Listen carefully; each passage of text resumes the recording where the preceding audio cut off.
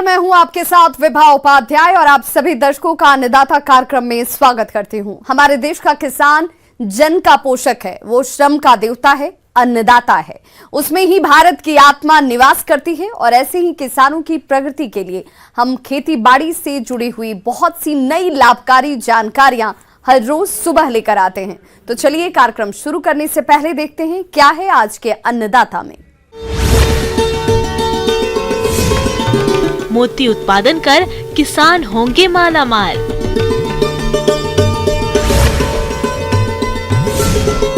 धान की फसल में करें समय रहते कीटों का नियंत्रण।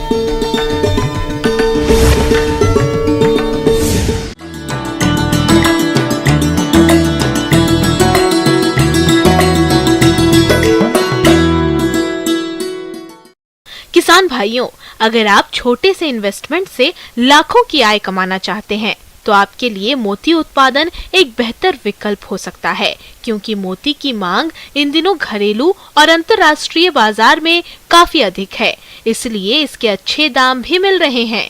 लेकिन आपको मोती उत्पादन करने से पहले प्रशिक्षण लेना होगा और कुछ तकनीकी बातों को सीखना होगा। आज हम आपको कृषि विज्ञान केंद्र के मत्स्य विशेषज्ञ डॉक्टर जगपाल से मिलवाने वाले हैं, जो आपको मोती उत्पादन की तकनीक के बारे में बताएंगे। तो देखें और लाभ उठाएं।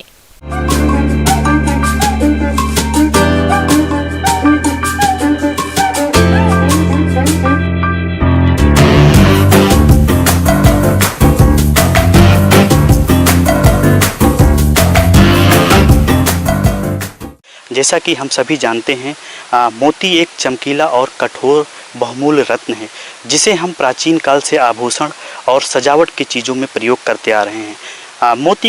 मोती प्राकृतिक रूप से तब बनता है जब कोई बाहरी कण सीपी के अंदर चला जाता है, परंतु आज के दिन में मोती जो है एक खेती का रूप ले लिया है। हमारे देश में मोती उत्पादन बहुत कम होता है, जिसकी वजह से हम दूसरे देश के निर्यात पे निर्भर रहते हैं। कृषि से अपनी आय किसान तभी बढ़ा पाएंगे जब कुछ अलग करेंगे। कृषि आधारित कई ऐसे व्यवसाय हैं जिससे आज किसान सफलता की ऊंचाई छू रहे हैं। मोती का उत्पादन भी आज कई किसान कर रहे हैं। ये कार्य बहुत कम एरिया में थोड़ी पूंजी से किया जा सकता है। मोती उत्पादन के लिए ट्रेनिंग पहले जरूर ले लें। ट्रेनिंग लेकर अगर मोती की खेती करते हैं तो अच्छी क्वालिटी के मोती का उत्पादन लिया जा सकता है। किसान भाइयों, इसकी खेती कम लागत में एवं कम मेहनत में और अधिक आमदनी हम इससे कमा सकते हैं, परंतु इसकी खेती के लिए सबसे पहले हमें कुछ महत्वपूर्ण कार्य करने की ज़रूरत होती है, जिनमें से सबसे पहले है तालाब की तैयारी। उसके बाद दूसरा जो महत्वपूर्ण चीज़ है सीपी की तैयारी, तीसरा है सीपी का ऑपरेशन और चौथा है सीपी का रखरखाव। इसे तैयार होने में लगभग 8 से 14 महीने का समय लगता है।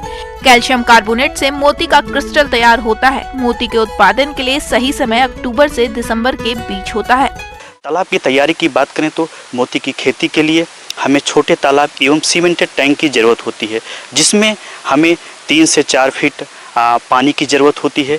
उसके बाद हमें जो है सीपी को एकत्रित कर सकते हैं। सीपी के जो है बड़ी आसानी से हमको नदियों में, पोखर में या तालाबों से या झील से या आजकल बाज़ारों में भी उपलब्ध होते हैं, वहाँ से हमें एकत्रित कर लेना चाहिए। सीपी एकत्रित करने के बाद में हमें जो है टैंक में या तालाब में रख देना चाहिए 4 से 5 दिन के लिए, जिसमें उसके अंदर अगर कोई गंदगी होती है तो उसको निकाल देता है, जो कि एक सीपी जो होता है एक फिल्टर फीडिंग प्रवृत्ति का होता है।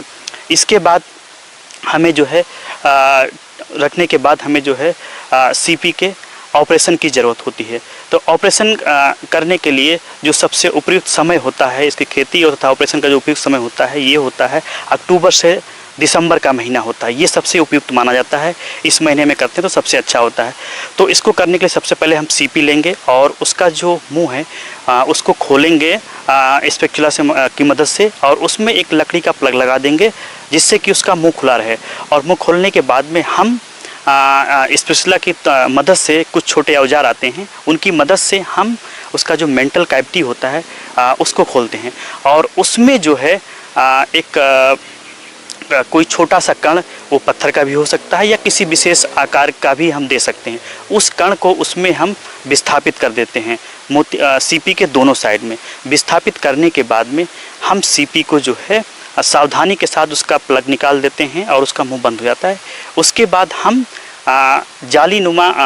जालीदार नायलॉन के बैग में रख करके और किसी पीवीसी पाइप या जो है कोई लकड़ी की सहायता से उसी टैंक में जो हम पहले से तैयार करके रखे हैं या तालाब में उसको लटका देते हैं। और उसके बाद हमें जो है 10 दिन तक उसकी निगरानी करनी पड़ती है। उसमें हम ये देखते रहते हैं कि किसी सीपी की मृत्यु तो नहीं हुई है। अगर किसी सीपी की मृत्यु होती है तो उस केस में हम क्या करते हैं, उस मृत सीपी को जो है टैंक से निकाल कर बाहर कर देते हैं। इसके बाद हमें जो है जब इसमें हम 10 दिन हो जाता है, जैसे हम इसमें ऑपरेशन के बाद कोई कर डालते हैं तो सीपी पहले उसको निकालने का कोशिश करता है बाहर ने, परंतु जब वो नहीं निकाल पाता है तो सीपी उसमें जो है एक रसायन को छोड़ता है, जो तरल रसायन होता है, जिसको हम वैज्ञानिक भाषा में नेक्रे बोलते हैं या मदर ऑफ पर्ल बोलते हैं, जो कि जो कण हमने उसमें पहले से विस्थापित करके रखा उसके ऊपर उसको सीपी चढ़ा देता है और इसकी परत चढ़ाता रहता है। तब जो रसायन होता है ये चमकीला द्रव्य होता है, जिसकी वजह से क्या है चमक आती, और ये तब तक चढ़ाता है जब तक ये उसमें कोई समस्या ना हो सीपी में। इसके बाद करीब 8 से 14 महीने के पालन के बाद सीपी का जो बाहरी कवर है उसमें हल्का जो है सिल्वर रंग का हो जाएगा, जिससे हम पहचान जाएंगे अब इसमें जो है मोती बन गया होगा। तो करीब 8 से 14 महीने की खेती के 8 से 14 महीना की इस पालन के बाद जो है इसमें सीपी मोती बन जाता है और फिर उसको हम काट करके निकाल सकते हैं। सीपी का जो कवच होता है उसको हम लोग क्रश करके और कैल्शियम के रूप में इस्तेमाल कर सकते हैं, जिनको हम बेच सकते हैं। इसके बाद अगर हम इसकी आमदनी और लागत की हम बात करें किसान भाइयों को, तो इसमें जो लागत होता है प्रति सीपी जो खर्च आता है उसमें लगभग 50 से 60 रुपये आता है। इसके बाद अगर हम उसके बाज़ार मूल्य देखें तो प्रति सीपी के प्रति मोती का जो मूल्य होता है वो हम 400 से 450 रुपये बड़ी आसानी से जो है बेच सकते हैं। इस प्रकार से हमारे किसान बंधु यदि 500 सीपी से शुरुआत करते हैं तो उसमें लगभग 25,000 का खर्चा आएगा किसान भाइयों को, और इस 500 सीपी में से लगभग 50% जो है मृत्यु दर हो सकती है, जिनमें से 400 450 या 400 के आसपास हमारे पास बचेंगे। और इस हिसाब से अगर हम उसका जो है मुनाफा निकालें तो लगभग एक साल में हम जो है 500 सीपी से लाख से सवा लाख रुपए तक जो है आमदनी कर सकते हैं। किसान भाइयों, अभी तक आपने खेती से जुड़ी हुई कुछ उपयोगी जानकारियां देखी। अब लेते हैं एक छोटा सा ब्रेक, जल्द लौटेंगे और कार्यक्रम में आगे भी है खेती बाड़ी से जुड़ी हुई महत्वपूर्ण जानकारियां, तो बने रहिए हमारे साथ।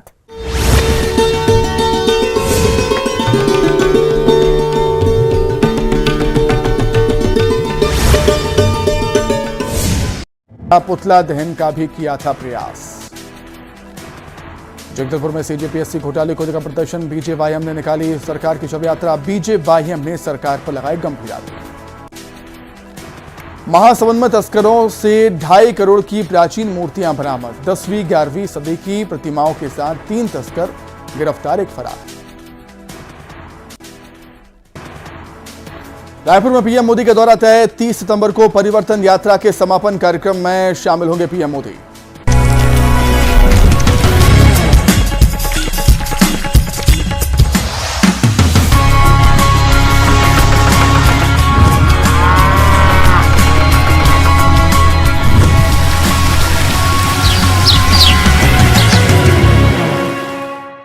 ब्रेक के बाद एक बार सभी दर्शकों का एक बार फिर से अन्नदाता में स्वागत है। चलिए रुक करते हैं अगली कड़ी की ओर।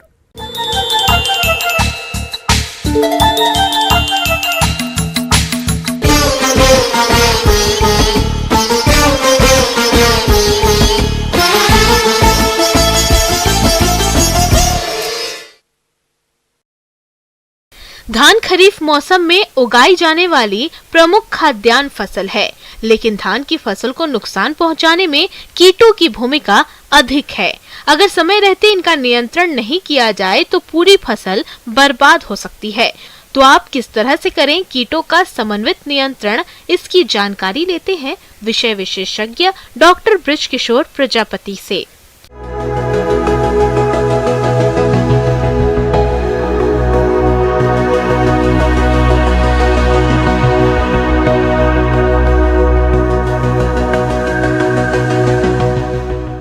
जो है हम धान की फसल में समसामयिक चर्चा करना चाहेंगे, क्योंकि हम सभी जानते हैं कि लगभग जो है हमारी धान की फसल जो है 80 से 90 दिन की हो गई है हाइब्रिड की धानें, और वह गम्बोट की अवस्था में है, जिसको हम बुटिंग की अवस्था बोलते हैं। कुछ किसानों के यहाँ जो है पैनिकल इनिशिएशन की भी अवस्था आ चुकी है।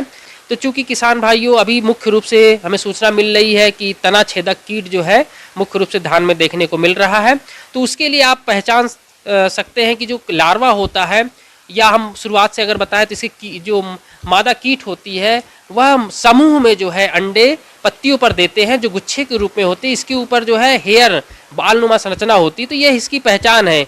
और इसके बाद लार्वा निकलता है। यह लार्वा जो होता है पौधे का मुख्य तना जो होता है उसके जो पत्ती सीट होती है, ऊतक होते हैं, कोमल ऊतक जो होते हैं, उसको तने के अंदर का खुरच खुरच कर खाते रहते हैं, जिसके कारण जो होता है मुख्य तना जो है सूख जाता है, डेड हार्ट जिसको बोला जाता है, और आप जब खींचेंगे तो बहुत आसानी से यह खिंच जाता है। अगर आप इन्फ्लोरेसेंस की अवस्था में है, मतलब फूल बनने की अवस्था है, दाना भरने की अवस्था में है, तो इसके कारण क्या होता है, दाने जो है पूर्ण रूप से जो है मुख्य तने में नहीं भर पाते, जिसके कारण उत्पादकता कम हो जाती है। तो किसान भाइयों, जब भी आप बुआई करते हैं तो निश्चित रूप से जो होता है उसमें नीम की खली जो होती है आप 150 किलो या 1.5 कुंटल जो होता है आप प्रति हेक्टेयर की दर से आप भुरकाव करें। इसके अलावा जो खेत के मेड़ होते हैं उसको निश्चित रूप से उस पर जो खरपतवार होते हैं आप उसको साफ सफाई करें, उसको काट पीट के हटा दें। ट्राइकोग्रामा उसका जो है 1 लाख जो होते हैं परजीवी को जो होता है 15 दिन के अंतराल में जो है 5 से 6 दिन 15 दिनों के अंतराल में 5 से 6 बार जो होता है फसल उत्पादन में अगर उपयोग करते हैं तो इसकी संख्या को नियंत्रित कर सकते हैं। इसी प्रकार से जो होता है हम अगर प्राकृतिक खेती या जैविक खेती के अंतर्गत कर रहे हैं तो निमास्त्र, ब्रह्मास्त्र, अग्नि अस्त्र जो होता है उसकी 2 से 3 लीटर मात्रा को जो होता है 200 लीटर पानी में घोलकर प्रति एकड़ की दर से आप छिड़काव कर सकते हैं। खेत में 10 से 12 लाइट ट्रैप लगाएं, इससे रात के समय कीट प्रकाश की ओर आकर्षित होकर फंदे में फंसकर मर जाएंगे। कीटों की निगरानी व उनको आकर्षित करने के लिए फेरामोन ट्रैप का प्रयोग खेत में करें। इससे खेत में कीटों की संख्या का भी पता लगाया जा सकता है। कीट प्रकोप के प्रारंभिक अवस्था में कीटों की रोकथाम के लिए नीम से बने कीटनाशी दवाओं का छिड़काव करें। तना छेदक की रोकथाम के लिए कार्बोफुरान 3G 20 किलोग्राम प्रति हेक्टेयर की दर से भुरकाव करें या कार्टाप हाइड्रोक्लोराइड 4% 18 किलोग्राम प्रति हेक्टेयर की दर से घोल बनाकर छिड़काव करें। रासायनिक कीटनाशक के अंतर्गत जो होता है जैसे इमामेक्टिन बेंजोएट है 250 ग्राम मात्रा जो है 500 लीटर पानी में घोलकर प्रति हेक्टेयर की दर से आप छिड़काव कर सकते हैं। क्लोरेंट्रानिलीप्रोल है जिसका 150 ml मात्रा 500 लीटर पानी में घोलकर प्रति हेक्टेयर की दर से आप छिड़काव कर सकते हैं। पत्ती लपेटक कीट। पत्ती लपेटक सूंडी हरे रंग के शरीर तथा गहरे भूरे रंग की सिर वाली होती है। इसकी लंबाई 2 से 2.5 सेंटीमीटर होती है। ये पत्तियों को दोनों किनारों को जोड़कर नाली नुमा रचना बनाती हैं। यह कीट उसी के अंदर रहकर हरे पदार्थ को खुरच कर खाती हैं। यह सूंडी 20 से 30 दिन के जीवन काल में कई पत्तियों को नुकसान पहुंचाती हैं। यांत्रिक नियंत्रण की बात करें तो कीड़ों के अंड समूहों, सूड़ियों, प्यूपों तथा वयस्कों को इकट्ठा करके नष्ट कर दें। कीट ग्रस्त पौधों या उनके भागों को उखाड़कर जला दें। खेत में जगह जगह पर बांस खूंटियां लगाएं जिससे पक्षी कीड़े खाकर नष्ट कर सके। मित्र कीड़ों का संरक्षण करें। खेत में 10 से 12 लाइट ट्रैप लगाएं, इससे रात के समय कीट प्रकाश की ओर आकर्षित होकर फंदे में फंसकर मर जाएंगे। अगर कीटों की संख्या अधिक हो और जैवनाशी से नियंत्रण नहीं हो पा रहा हो तब रासायनिक कीटनाशी दवाओं का प्रयोग करना चाहिए। पत्ती लपेट कीट की रोकथाम के लिए मोनोक्रोटोफॉस दवा का 2 मिलीलीटर प्रति लीटर पानी के हिसाब से घोल बनाकर छिड़काव करें। मुख्य रूप से जो दाने भरने की अवस्था में या दाने जब भर रहे हैं तो मुख्य रूप से लगने वाले कीट जो है वो गंदी बग है जो किसानों के द्वारा हमें प्राप्त हो रहे हैं। तो गंदी बग का आप पहचान सकते हैं। कीट जो होता है दाने जब भरते हैं तो उसके रस को चूस लेते हैं जिसके कारण दाना जो है पूर्ण रूप से बालियों में भर नहीं पाता है और बालियाँ चाफी हो जाती है, मतलब दाने रहित हो जाती हैं। तो इस और दूसरी आप देखेंगे यह कीट के कारण क्या होता है, कीट महकता भी, तो यह भी एक आसान तरीका होता है पहचान का। तो उसके लिए जो है आप फिप्रोनिल नामक दवा जो होती है 0.3 ग्राम की जो होती है उसकी 25 kg मात्रा को जो है प्रति हेक्टेयर की दर से आपको भुरकाव करना होता है। या क्लोरपायरेफोस का भी दस्ट होता है, मतलब पाउडर रूप में आता है, जिसका भी जो है आप 25 से 30 किलोग्राम मात्रा जो है प्रति हेक्टेयर की दर से आप रेत में मिलाकर छिड़काव कर सकते हैं। अब मुख्य रूप से दूसरा जो कीट होता है वह है केसवम। केसवम जो होता है हमारे क्षेत्र में बहुत ज़्यादा देखने को मिल रहा है, जिसमें देखेंगे कि जो इसके लार्वा होते हैं वो जो पत्तियों को गोल रूप से काट देते हैं, जिसके कारण पत्तियां जो होती हैं पानी में तैरते रहती हैं। तो इसके नियंत्रण के लिए जो है आप अगर पानी को खोल देते हैं, आपके पास अगर सिंचाई की सुविधा है तो इसके लार्वा पानी के तैर के साथ बाहर निकल जाएंगे और मेड़ को बंद कर दें। उसमें जो है 30 से 40 केजी रेत में जो है 5 किलो जो है केरोसिन मिट्टी का तेल मिलाकर अगर आप छिड़काव करते हैं तो यह एक बहुत आसान तरीका है। दूसरा जो होता है, आप मेड़ के दोनों तरफ जो है 2 व्यक्ति रस्सी पकड़कर जो है पौधे के ऊपर से अगर चलाते हैं तो इसके लार्वा जो पानी में गिर जाएंगे और पानी, जैसा मैं आपको बताया कि खोल देंगे तो पानी पूर्ण रूप से बाहर निकल जाएगा।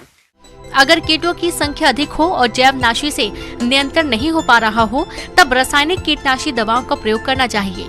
रोकथाम के लिए मोनोक्रोटोफॉस दवा का 2 मिलीलीटर प्रति लीटर पानी के हिसाब से घोल बनाकर छिड़काव करें। अगर 1 हफ्ते के अंतराल पे आप अगर छिड़काव करते रहते हैं तो निश्चित रूप से हम इन कीटनाशकों का कीट का जो है नियंत्रण कर सकते हैं। आगे और भी हैं खेतीबाड़ी से जुड़ी हुई बहुत सी रोचक जानकारियां, पर यहां रुकेंगे एक छोटे से ब्रेक के लिए, जल्द हाजिर होते हैं।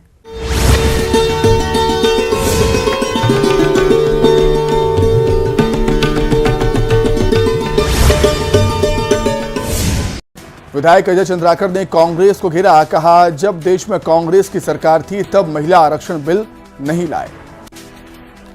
कृषि मंत्री रविंद्र चौबे के बयान पर बीजेपी का पलटवार, गरियाबंद में बीजेपी प्रदेश अध्यक्ष अरुण साव ने निशाना साधा, कहा बीजेपी ने ही बनाया धान खरीदी सिस्टम।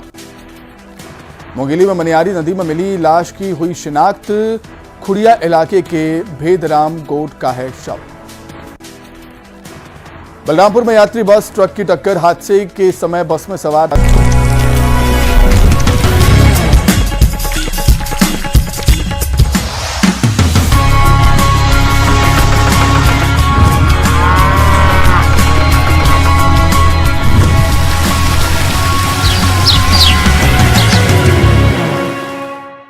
ब्रेक के बाद एक बार फिर से आप सभी दर्शकों का अन्नदाता कार्यक्रम में स्वागत है। बढ़ते हैं अपनी अगली प्रस्तुति की ओर।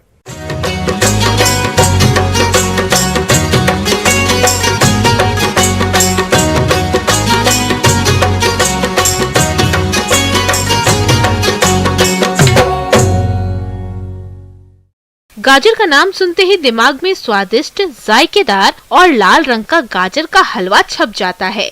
फिलहाल अभी गाजर की बुआई का समय चल रहा है, तो इसकी पैदावार लेने के लिए आप गाजर की कौन कौन सी किस्मों का चयन करें और बुआई करते समय किन किन पहलुओं को अपनाएं, इसके बारे में जानते हैं विषय विशेषज्ञ संजीव श्रीवास्तव से।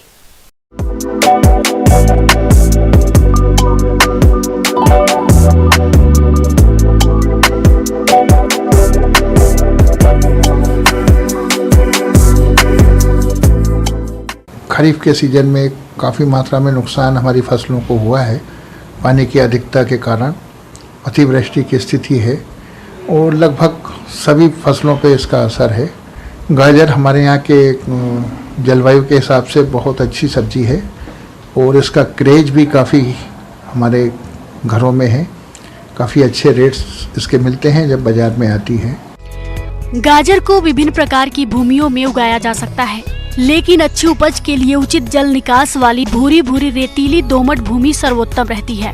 इसके लिए सर्वोत्तम पीएच 6.5 या इसके आसपास माना गया है। और इसको तैयार करने के लिए विशेष प्रयास नहीं करने पड़ते। जो अपन खेती करते हैं वैसे सिस्टम से पहले हम खेत को तैयार कर लें, प्लाऊ चला लें 1-2 बार, पाटा चला लें, समतल कर लें, खेत की अच्छे से भुरभुरी कर लें, तैयारी कर लें और इसके अंदर FIM अच्छे से मिला दें। लगभग 10 टन प्रति एकड़ के हिसाब से आप अच्छे से मिला दें, जिससे कि जीवांश पदार्थ जो हैं वो हमारे पौधों को मिल सके और हमारी फसल अच्छी मिले। इसमें यह ध्यान रखें कि जो भी हमने गोबर की खाद का उपयोग किया है वो अच्छे भली प्रकार से डिकम्पोज्ड हो, अच्छे से सड़ा हो। किसान भाइयों, गाजर की फसल से अधिक उत्पादन प्राप्त करने के लिए खाद और उर्वरकों का संतुलित मात्रा में प्रयोग करना जरूरी होता है। इसलिए 217 kilo urea, 438 kilo single super phosphate और 117 किलो म्यूरेट ऑफ पोटाश प्रति हेक्टेयर की आवश्यकता होती है। इनमें से गोबर की खाद, single super phosphate, muriate of potash की पूरी मात्रा का उपयोग खेत की तैयारी के समय करना चाहिए और यूरिया को 2 भागों में बांटकर पहली मात्रा का प्रयोग बुआई के 15 दिन बाद और दूसरी मात्रा का उपयोग 30 दिन की फसल अवस्था पर उपरिवेशन के रूप में करना चाहिए। जहाँ तक गाजर की वैरायटियों का सवाल है, विशेषकर हमारे क्षेत्र के लिए जो रिकमेंडेड है उसके बारे में मैं थोड़ी सी चर्चा करना चाहूँगा।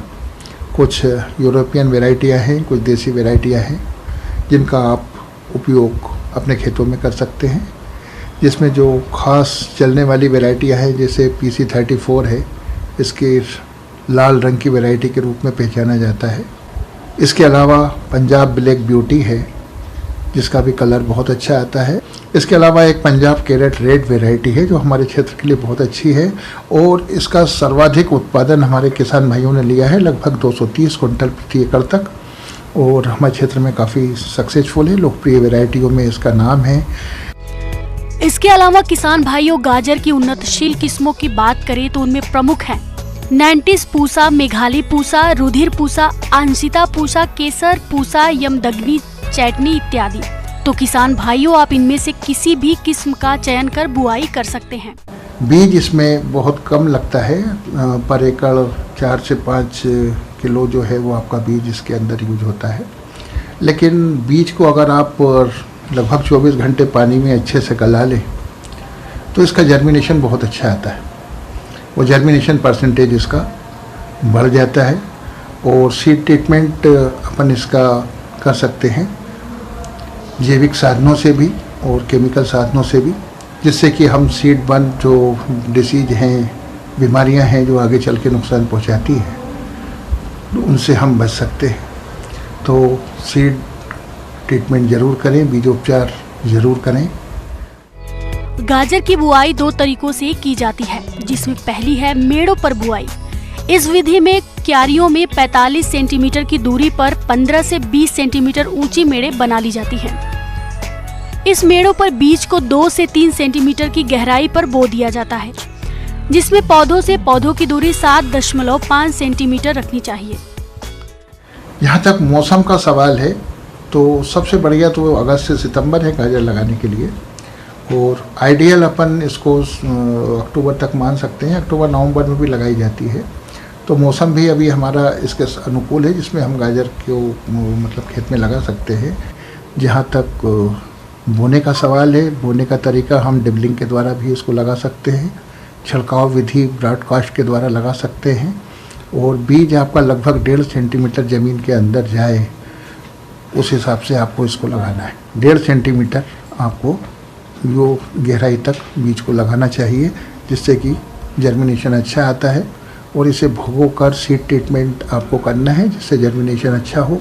गाजर की फसल को खरपतवारों से मुक्त रखने के लिए रासायनिक खरपतवार नाशक दवा पेंडामिथालिन 30 EC की 3.3 लीटर मात्रा को 1000 लीटर पानी के हिसाब से घोल बनाकर प्रति हेक्टेयर की दर से बुआई के 48 घंटे के अंदर प्रयोग करने पर शुरुआत के 30 से 40 दिनों तक खरपतवार नहीं उगते हैं। इसके अलावा आप बुआई के बाद गाजर की खड़ी फसल में 2 से 3 निराई गुड़ाई कर फसल को खरपतवारों से मुक्त रखें।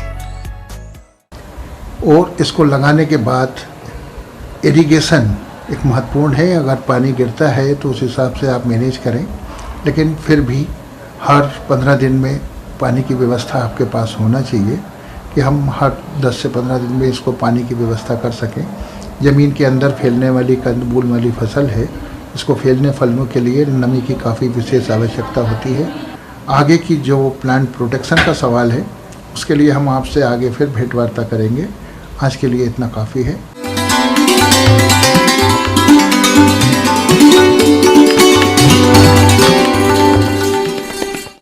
अन्नदाता हेल्पलाइन निःशुल्क फोन संपर्क सेवा के माध्यम से आपके द्वारा पूछे गए प्रश्नों में से 1 या 2 महत्वपूर्ण प्रश्न को हम अपने कार्यक्रम में शामिल करते हैं, और इसी के तहत आज किसान का सवाल और उनका जवाब इस प्रकार से है।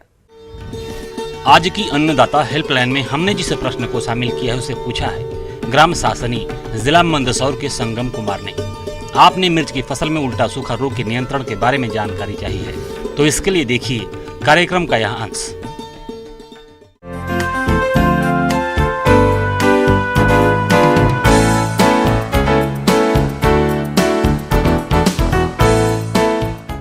जो कि मिर्च में एक लगने वाला एक फफूंद जनित रोग है और ये क्लोटोटाइकम कैप्सेसी द्वारा इसका फैलाव होता है। श्यामवर रोग, यह रोग कोलाट्रोट्राइकम नामक फफूंद से होता है। मिर्च का यह बहुत महत्वपूर्ण रोग है जिसका प्रभाव पत्तियों के साथ साथ फलों पर भी पड़ता है। संक्रमित फलों की बाजार में कम कीमत प्राप्त होती है। इस रोग में पौधों का ऊपरी भाग सूखने लगता है। यह प्रभावित पौधों की सभी शाखाओं पर भी हो सकता है। इन सूखे हुए भाग की सभी पत्तियां सूखकर गिर जाती है। इस अवस्था को हाई बैक कहते हैं। सूखी हुई शाखाओं पर काले काले बिंदुनुमा रोगजनक की संरचनाएं बनती हैं। अब सबसे रही बात की जो है ये बीमारी हर साल आती है, तो आपको सबसे पहले है कि सही बीज, स्वस्थ बीज का चुनाव करना है। दूसरी बात है कि बीज उपचार करके ही लगाना है।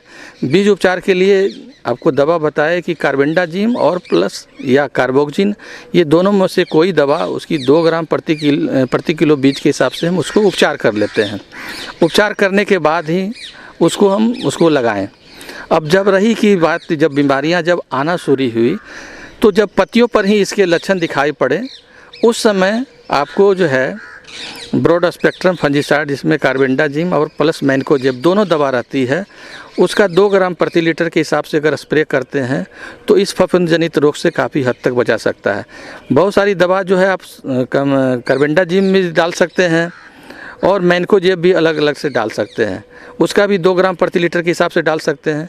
लेकिन आपको ज़्यादा प्रभावी इसका उपाय करना है तो मैंने जो दवा बताई, जो मिश्रित दवा है कार्बेंडाजिम प्लस मैनकोजेब, उसका 2 ग्राम प्रति लीटर पानी के हिसाब से आप उसको घोल बनाकर उसको जो है आप स्प्रे करेंगे और कालांतर में 15 दिन के बाद स्प्रे करेंगे तो निश्चित तौर पे जो है आपका जो है इसका प्रकोप से बचा जा सकता है।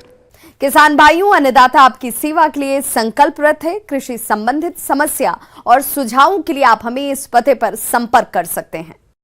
प्रोड्यूसर अन्नदाता, news 18 Madhya Pradesh Chhattisgarh, Ramoji film city, Hyderabad 501512।